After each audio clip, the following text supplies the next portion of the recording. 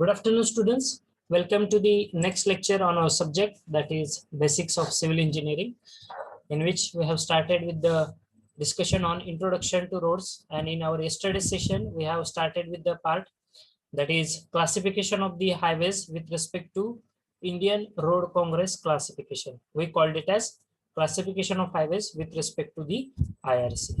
Correct? So that part we have started for our discussion purpose. In this particular part, we have completed the part of national highways. Correct? So anybody can define me the definition. What are the national highways? Yesterday we have gone through that.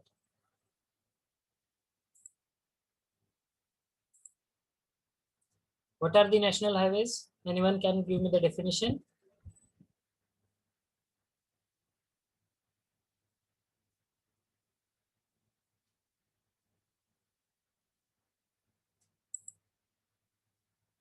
Visarle. Okay. So national highways are those highways which are going to run through the length and width across the India, which are going to connect the major capitals of the different states with each other, which are going to connect the major and the important centers in tourist centers, and which are also utilized in case of your war. Okay, so that highways we are going to consider it as a national highways. As far as national highways are considered, they are going to take around 2% of the what share as far as our total road network is considered. So if you have around 6 million, more than 6 million kilometers of the road networks, so national highway, if you're going to consider their length, it is just around 2 to 3% of the total length. Okay, but on the other hand, they are going to carry more than 40% of the total traffic which is coming on that particular surface, or which is going to happen across the global, okay, or across the India. So these national highways, we have started our discussion with this particular note. As you can see on the presentation screen also, these are the highways which are running through the length and width of the India, which are going to connect the major ports, foreign highways, then tourist centers, and which are also utilized in case of your defense movements. Okay, then they are going to cover only 2% of the total road network, and they are going to carry the more than 40% of the total traffic. Okay, as you know, there is a big or tremendous traffic which is going to travel on your road surface. So out of which more than 40%, around 40% are going to ply on the national highways. They are just using the national highways. So example for of the national highways, first example I have given, that is Delhi, Ambala and Amritsar, which is indicated as national highway number 1, which was constructed in India.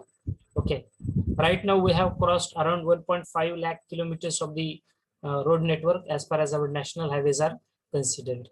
Okay, so this is the definition of the national highways. So please remember each and every definition, which are the part we are discussing. My expectation, you must remember that things. Next part or next definition is nothing but the state highways.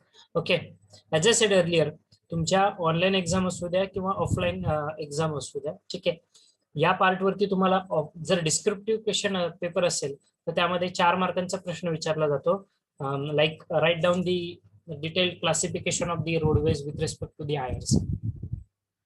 In that you have to define each and every road, that is what are the national highways, what are the state highways, and what are the district roads or village roads. Okay, or if there is any MCQ which is going to be asked, okay, जर तुम्हाला MCQ विचारला असेल, so you have to remember the definitions, because these MCQs will take up your 3 to 4 marks. Okay, any definition. They may ask you definition of state highway. They may ask you definition of national highways or village roads or your district roads. Okay, so let's discuss the part of your state highways. What are the state highways? So they are the arterial roads of the state, connecting up with the national highways of the adjacent states, district headquarters, and important cities within this state. Please remember each and every word. These are the arterial roads of the state. Arterial म्हणजे मुख्य रस्ते शहरातले, ठीक आहे, किंवा राज्यातले प्रमुख रस्ते ज्याला म्हणतात तुम्ही. Connecting up with the national highways, जे नॅशनल हायवेला कनेक्ट होत आहेत ऑफ द ऍडजस्टंट स्टेट्स, इतर राज्यातल्या किंवा राज्यांतर्गत. And also they are going to connect the different district headquarters, म्हणजे वेगवेगळ्या जिल्ह्यांना प्रमुख शहरांना जोडणारा रस्ता एका राज्यांतर्गत. हा जो रस्ता असतो त्या रोडला तुम्ही स्टेट हायवेज असं म्हणता. म्हणजे स्टेट हायवेज म्हणजेच काय, तर राज्याअंतर्गत प्रमुख रस्ते किंवा इतर राज्यांना जोडणारे प्रमुख रस्ते. ठीक आहे, इतर राज्यांना जोडणारे प्रमुख रस्ते जे नॅशनल हायवेला सुद्धा पुढे जाऊन कनेक्ट होत आहेत, त्यांना म्हटलं जाईल स्टेट हायवे. ठीक आहे, मग आता स्टेट हायवे तुमच्या डिस्ट्रिक्ट पासून तुमच्या तालुका प्लेसला सुद्धा बघायला भेटतात, किंवा सपोज सोलापूरहून तुम्ही लातूरला चालले, तुळजापूरला चालले, ठीक आहे, उस्मानाबाद जिल्ह्यामध्ये चालले. सो वी आर हॅव्हिंग एक बाजू जर बघताल तुम्ही नॅशनल हायवे आहे आपल्याकडे, आणि दुसऱ्या बाजूला तुमच्याकडे स्टेट हायवे सुद्धा आहे. ठीक आहे, you can use any medium that you want. ठीक आहे, so state highways, these are the roads which are going to connect the important cities within the state. Also they are going to connect the important cities of the adjacent states also. शेजारील प्रमुख राज्यांना जोडणारे सुद्धा रस्ता तो असू शकतो. Okay, so these are the state highways. One line definition, they are just going to ask, so we are not going to go in detail. Then major district roads. Major district roads, these are the important roads within a district. Very important. These are the important roads within the district, serving the areas of production and the markets, connecting those with each other or with the major highways. म्हणजे एखाद्या शहरातील प्रमुख रस्ते, हे रस्ते कशासाठी utilise केले जातात, तर तुमचं जे काही एरियाज ऑफ प्रोडक्शन असतील, जिथे मोठमोठ्या फॅक्टरीज किंवा एमआयडीसी एरिया असेल किंवा एखादा मार्केट एरिया असेल. ठीक आहे, मग ह्या एमआयडीसी एरिया असेल किंवा मार्केट एरिया असतील, ह्या एरियांना एकमेकांना जोडण्यासाठी जे शहरांतर्गत जे प्रमुख रस्ते असतात त्याला मेजर डिस्ट्रिक्ट रोड्स असं म्हटलं जातं. हे मेजर डिस्ट्रिक्ट रोड्स पुढे जाऊन तुमच्या स्टेट हायवेज किंवा तुमच्या नॅशनल हायवेजला कनेक्ट होऊ शकतात. ठीक आहे, so major district roads. After that we are having the other district roads. Other district roads are the roads serving the rural areas of production and providing them the outlet to the market, or important roads like major district roads or the state highways. म्हणजेच खेडेगावातून जो शहराकडे येणारा प्रमुख रस्ता असतो, मग तालुका place असेल, पंढरपूर पासून सोलापूरला जाणारा रस्ता. ठीक आहे, हा राज्य परिवहन अंतर्गत येणारे रस्ते असतात. ठीक आहे, जिल्ह्यांतर्गत रस्ते. Pandharpur to going to connect with the Tembhurni, Pandharpur to Solapur road. So these are we called it as your district roads. ठीक आहे, आणि मेन पर्पज काय असणार आहे, they are going to connect the areas, such areas, it may also include your rural areas. तुमचा ग्रामीण भाग त्यामध्ये समाविष्ट असतो, की जिथे एरिया ऑफ प्रोडक्शन, म्हणजे तिथे काहीतरी एमआयडीसी एरिया असेल, वेगवेगळे कारखाने आहेत, तिथे काहीतरी प्रोडक्ट तयार होते, किंवा तुमचं शेतमाल even in the market area. ठीक आहे, मग गावातला पंढरपुरातला एखादा प्रॉडक्ट सोलापूरमध्ये नेण्यासाठी तुम्ही ज्या रस्त्यांचं यूज करणार आहात.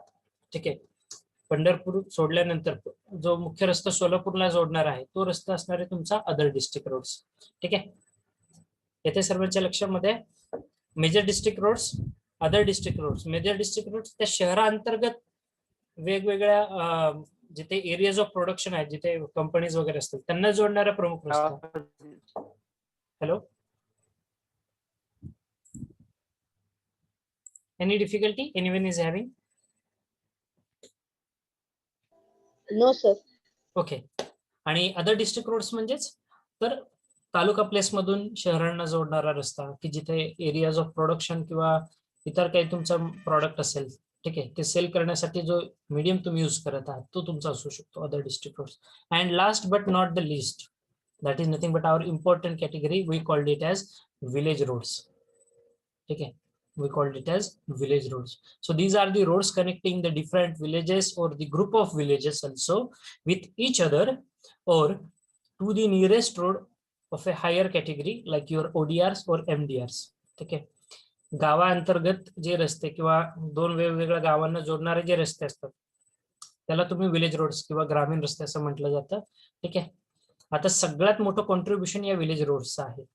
आता जर तुम्हाला शेअर दाखवेल मी, ठीक आहे, ही स्क्रीन जर तुम्ही बघताय, 31 मार्च 2017 पर्यंत भारतामध्ये जे टोटल रोड नेटवर्क होतं त्याबद्दलची ही समरी आहे. नॅशनल हायवेज बघा 1,14,158 किलोमीटर होते.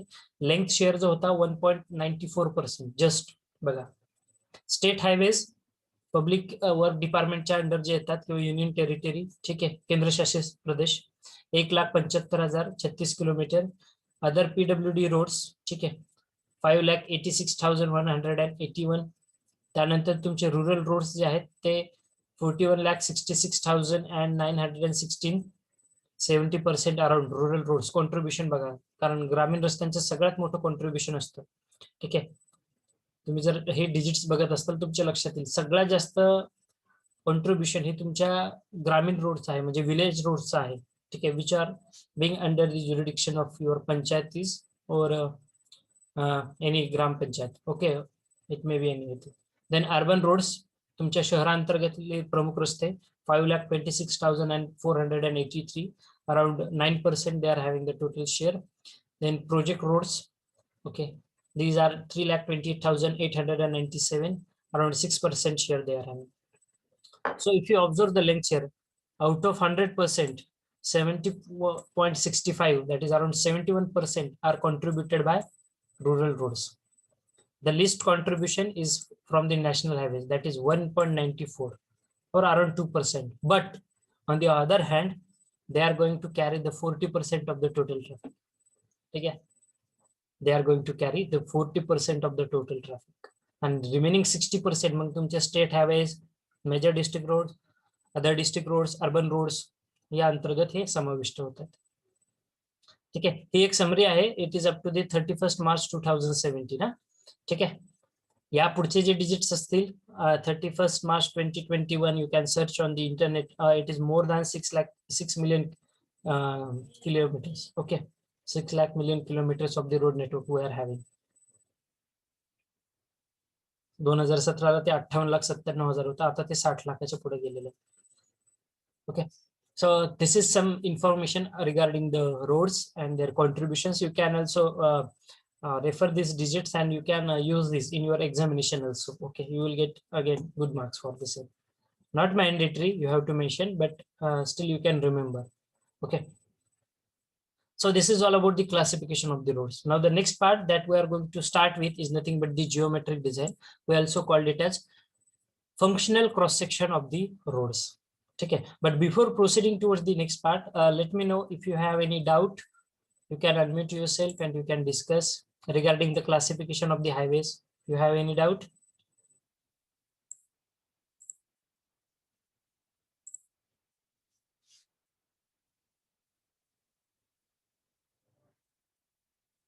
Dear students, any doubt? No, sir.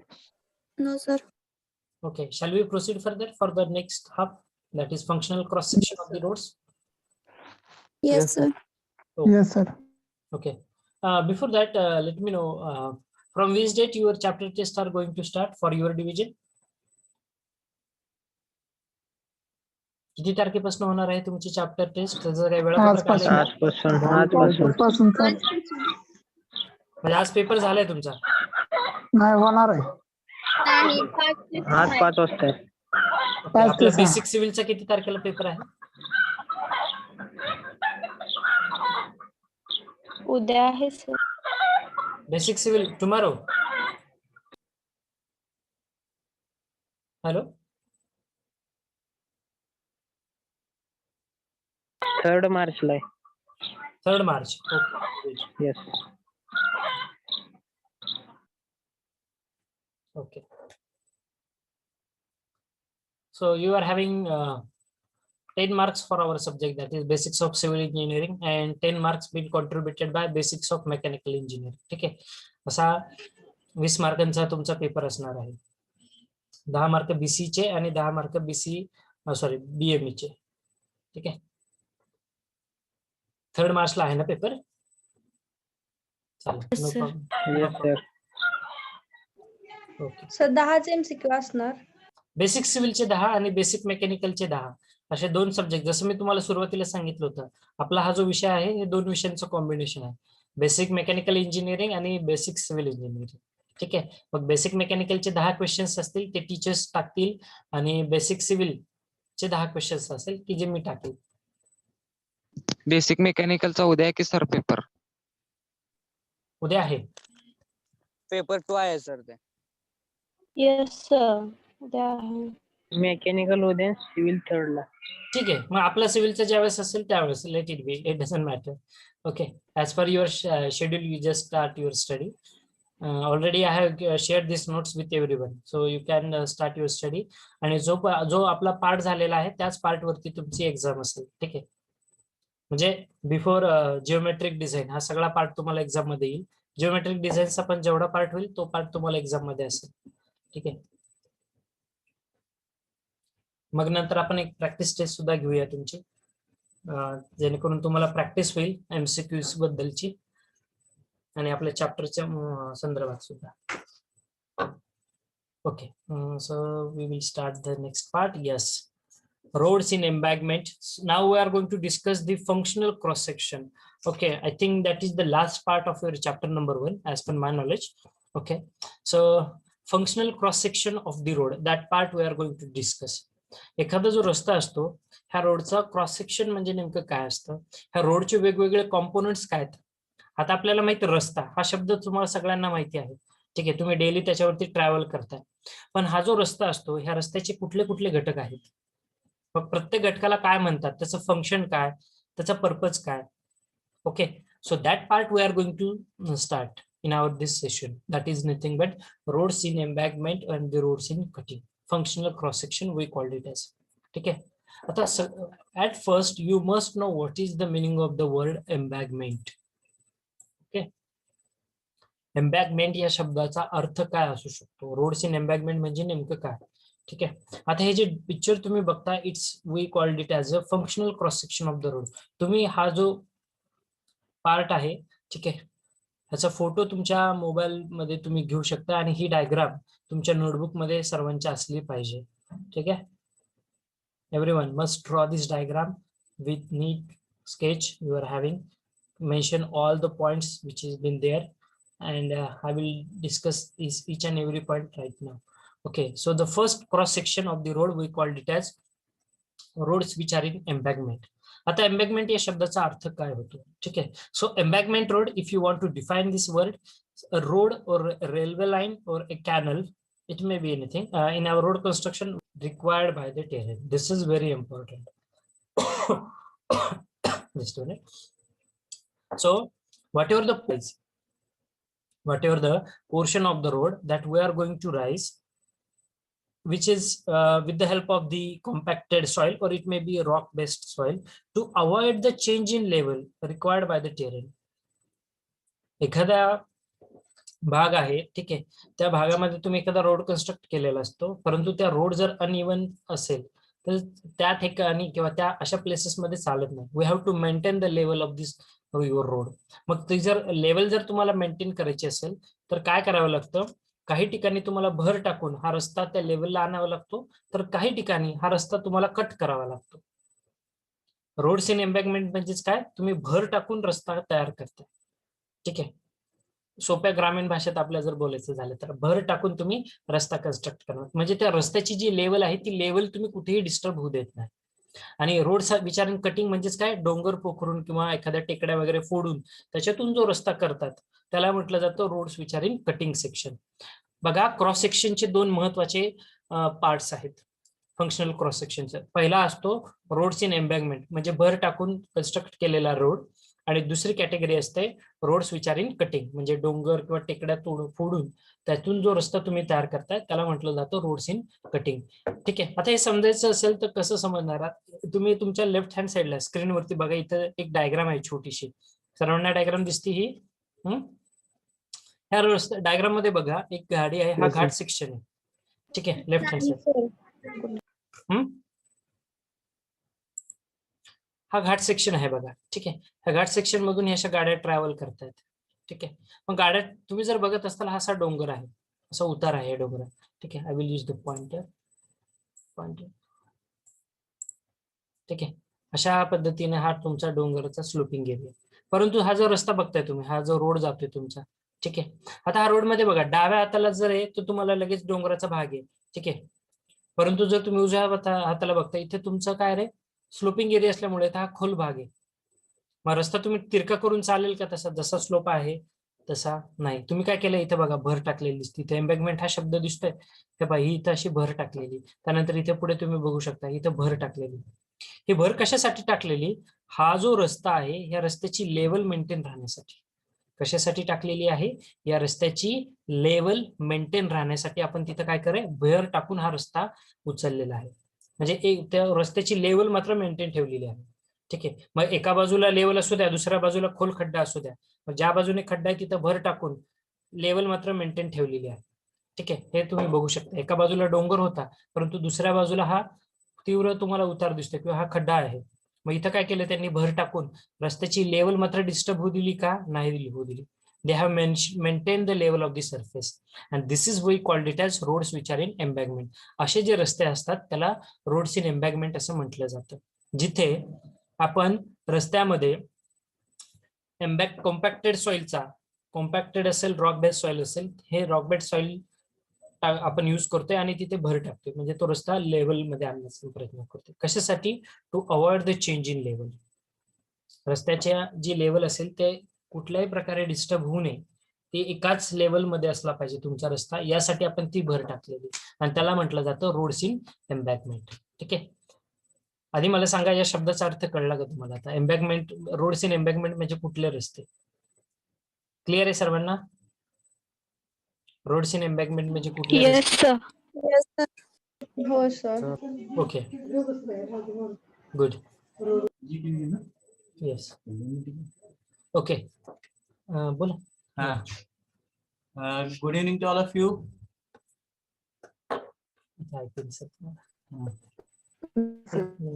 Good evening sir. Good evening, sir. So I am Haridas sir. So as per our discussion, today we have our chapter wise test, engineering physics.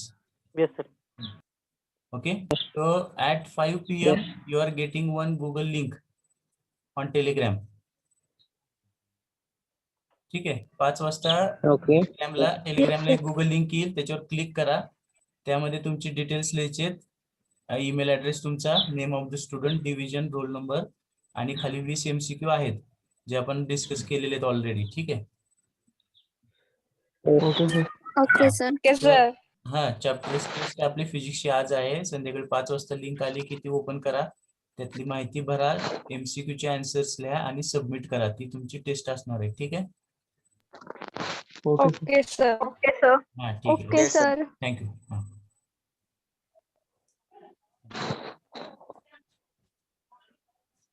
Hello.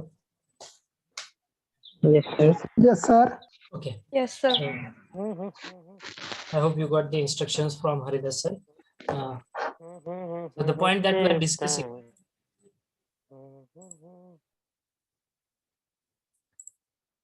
is nothing but the roads which are in embankment. म्हणजे भर टाकून रस्ते जे आपण construct करतोय without disturbing the level of the surface. Your road surface, ती कुठल्याही प्रकारे त्याची लेवल चेंज करत नाही. आपण एकाच लेवल आहे, बाजूला डोंगर असू द्या, कसं असू द्या, रस्त्याची लेवल मात्र सेम आहे. ठीक आहे. So that roads we called it as your roads in embankment. आता हा जो रस्ता असतो रोड्स इन एम्बॅकमेंट किंवा रोड्स इन कटिंग, कुठलाही रस्ता असू द्या, ठीक आहे, हे रस्त्याचे आपल्या कॉम्पोनंट्स असतात. मग तो एम्बॅकमेंट मधला रस्ता असू द्या, भर टाकलेला किंवा कट केलेला, किंवा तुमचा लेवल सरफेसचा रोड असू द्या, या रस्त्याचे काहीतरी घटक आहेत. and that part we are going to discuss. The first part that we are going to discuss is nothing but the carriageway or the pavement. Okay, as you can see the pointer which I am scrolling. Okay, the first part of this road cross section is nothing but carriageway, or we also called it as pavements. Okay, so what is carriageway or the pavement? What is carriageway or the pavement? So carriageway or the pavement is nothing but the part of your road, is the part of your road surface which is actually used by the vehicles, which is actually used by the vehicles for their to and fro motion, for their to and fro motion. मग जो रस्त्याचा एक मुख्य भाग किंवा रस्त्याचा एक असा भाग जो ऍक्च्युअली युटिलाइज केला जातो व्हेकल्स द्वारे त्यांची टू अँड फ्रो मोशन साठी, जाण्या येण्यासाठी, तो जो रस्त्याचा मुख्य भाग असतो हार्ड सरफेस असतो. ठीक आहे. ऍक्च्युअली कॅरेजवे पेमेंट काय, इट्स अ हार्ड सरफेस. मग तो डांबरी रस्ता असू द्या किंवा कॉन्क्रीटचा. ठीक आहे. जो हार्ड सरफेस आहे ज्यावरती ऍक्च्युअली तुमची गाडी मूव्ह होते, that part we called it as your carriageway or the pavements. हा झाला त्याचा पहिला कंपोनेंट. ठीक आहे. कॅरेजवे वरती पेमेंट्स. त्यानंतर पुढचा पार्ट आहे शोल्डर्स. आता शोल्डर म्हणजेच काय? So shoulders are nothing but that particular part of the roads which will serve as the purpose of a service lane or its purpose of a emergency lane. ठीक आहे. आता तुम्ही गाडी चालवताय पण अचानक गाडी बंद पडली, मग आपण गाडी रस्त्याच्या मध्येच थांबवतो करे? Not possible. आपण थांबवत नाही. आपण काय करतो? आपली गाडी साईडला घेतो. बरोबर आहे. मग ज्या पोर्शन मध्ये तुम्ही गाडी पार्क करताय, ठीक आहे, रस्त्याची एक असा पार्ट जिथे तुम्ही गाडीचं जर काही अचानकपणे मेंटेनन्सचं काम आलं, गाडी तुम्ही बंद पडली, तर मग गाडी कुठे पार्क करायची? तर रस्त्याच्या कडेला पार्क करता. मग हा जो रस्त्याचा एज पोर्शन असतो, ठीक आहे, मुख्य भाग हा झाला कॅरेज वे, जिथे तुमची ऍक्च्युअल गाडी तुम्ही रन करत असता. ठीक आहे. परंतु गाडीला बिघाड झालाय, मग तुम्ही गाडी साईडला घेतली. मग हा जो साईड पोर्शन असतो ना, ठीक आहे, रस्त्याचा, जिथे तुम्ही गाडी पार्क करता, किंवा it is also acting as a service lane or the emergency lane in case of your repair of your vehicles. हा जो रस्त्याचा भाग असतो याला शोल्डर असं म्हटलं जातं. ठीक आहे. We called it as the shoulders. ठीक आहे. त्यानंतर महत्वाचा पार्ट असतो फॉर्मेशन विड्थ किंवा रोडवे विड्थ म्हणजे काय? रोडवे विड्थ किंवा फॉर्मेशन विड्थ म्हणजेच काय? ठीक आहे. So roadway width or the formation width is nothing but the summation of your carriage way plus shoulders. Carriage way आणि शोल्डर्स हे धरून हा जो मुख्य जी रस्त्याची रुंदी आहे त्याला म्हटलं जातं फॉर्मेशन विड्थ. ठीक आहे. किंवा याला रोडवे विड्थ असं म्हटलं जातं. यानंतर जो असतो तुमचा रोड मार्जिन्स.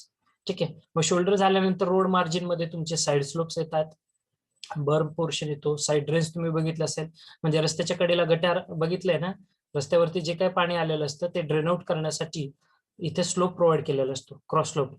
बरोबर आहे. त्याला कॅम्बर असं म्हटलं जातं. हा जो आहे आपला कुठलाही रस्ता बघा, हा एक्झॅक्टली एका लेवलला असतोय का रे? नाही, असा क्रॉस स्लोप प्रोव्हाइड केलेला असतो दोन्ही बाजूने.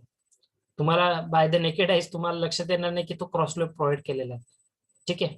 परंतु तसा क्रॉस स्लोप प्रोव्हाइड केलेला असतो. का प्रोव्हाइड केलेला असतो रोडवरती क्रॉस स्लोप? कुणाला सांगता येईल याचं उत्तर? पाणी साचू नये. येस. पावसाचं जर पाणी पडलं यावरती रोडवरती, तर ते पावसाचं पाणी साचू नये, ते इझिली ड्रेन आउट व्हावं यासाठी असं ट्रान्सफर डायरेक्शन मध्ये हा क्रॉसस्लोप प्रोव्हाइड केलेला असतो. आणि हा क्रॉसस्लोप म्हणजे त्याला कॅम्बर असं म्हटलं जातं. काय म्हणतोय आपण त्याला? कॅम्बर. ठीक आहे. So in case of your road margins we are going to include the side slopes. Just a minute. We are going to include the side slopes. We are going to include the side drains, berms, your footpaths, cycle tracks. हा सगळा भाग तुमच्या side road margins मध्ये येत असतो. ठीक आहे. रस्त्याची मार्जिन. ठीक आहे. मग याच्यामध्ये साइड स्लोप म्हणजे काय? ह्याच्यामध्ये बर्म्स हा पोर्शन काय इंडिकेट करतो? साइड ड्रेन्स म्हणजे काय? साइड ड्रेन्स म्हणजे तुम्हाला सर्वांना माहिती आहे. ठीक आहे. रस्त्याच्या कडेला ते गटार असतात. मग रस्त्याचा एज म्हणजे हा पॉइंट. ठीक आहे. आणि रस्त्याचं तुमचं जे काही साइड ड्रेन असेल याच्यामधला जो पोर्शन असतो त्याला बर्म पोर्शन असं म्हटलं जातं. ठीक आहे. त्याला बर्म पोर्शन असं म्हटलं जातं. आता ह्याचा पर्पज काय बर्म पोर्शनचा, हे साइड ड्रेन्सचा? ठीक आहे. साइड स्लोप किती घेतात किंवा कशा पद्धतीने प्रोव्हाइड करतात, we are going to discuss. मग कुठलाही रस्ता जर तुम्हाला बांधायचा असेल, ठीक आहे, मग तो रोड्स इन एम्बॅकमेंट असू द्या, रोड्स इन कटिंग असू द्या, कुठलाही रस्ता असू द्या, आधी तुम्ही काय करत असता रे? एक एक्झॅक्टली विड्थ कन्सिडर करत असता की हा ही रस्त्याची माझी संपूर्ण रुंदी आहे. ठीक आहे. रस्त्याचा मुख्य भाग किती रे? कॅरेज वे फक्त एवढंच आहे, पण त्याच्या शेजारी दोन्ही बाजूने शोल्डर येत आहे, मग साइड ड्रेन येत आहे. ठीक आहे. रोडची मार्जिन्स आहे, म्हणजे फुटपाथ असेल, सायकल ट्रॅक असेल, जे काय असेल ते.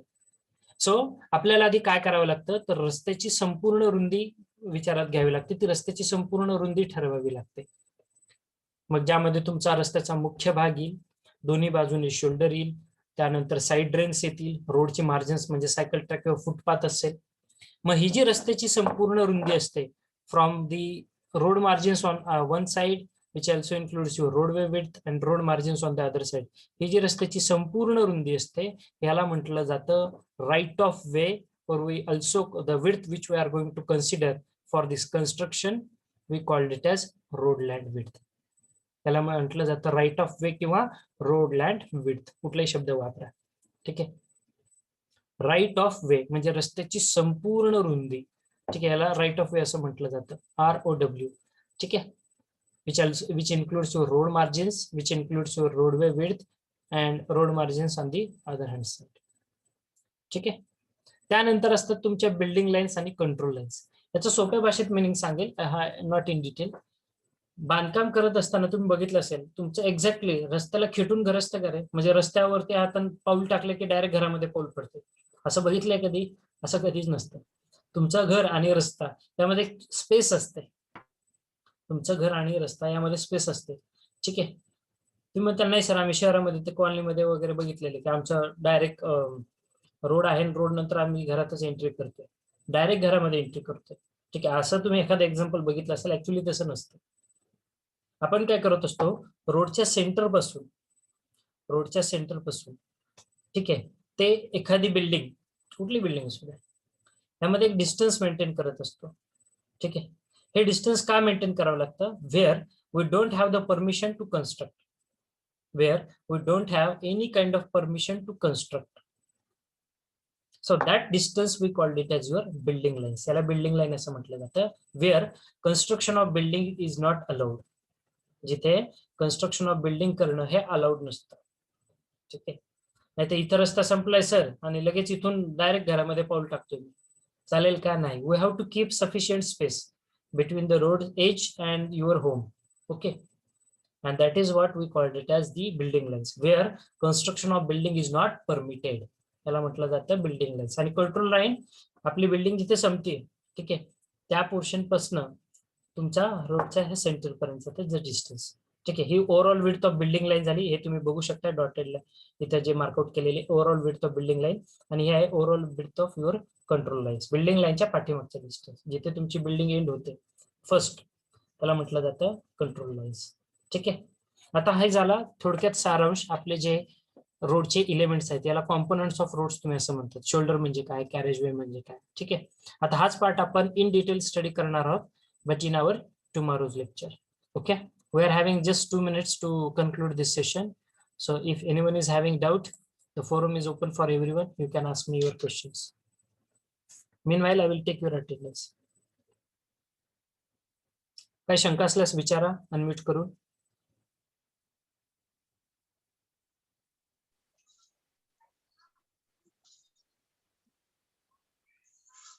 फक्त 2 मिनिटं शिल्लक आहेत, त्यामुळे फास्ट विचारू शकता तुम्ही काय विचारायचं असल्यास.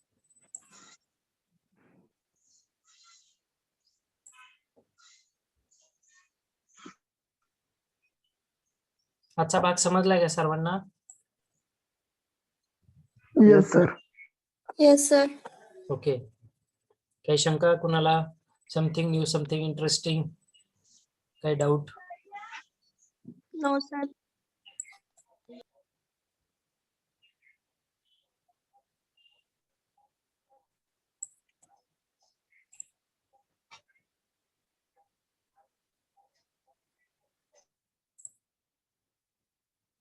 नोट्स ऑलरेडी पाठवलेले आहेत तुमच्या स्टडी मटेरियल लिंकला. Please Yes, go sir. Through the link of study material. ठीक आहे. त्यामध्ये चॅप्टर 1च्या नोट्स आहेत. All notes are there. Study मटेरियलची लिंक माहिती आहे ना तुम्हाला, सर्वांना शेअर केलेली आहे तुमच्या क्लास कोऑर्डिनेटरने. त्यामध्ये नोट्स आहेत या ऍड केलेल्या.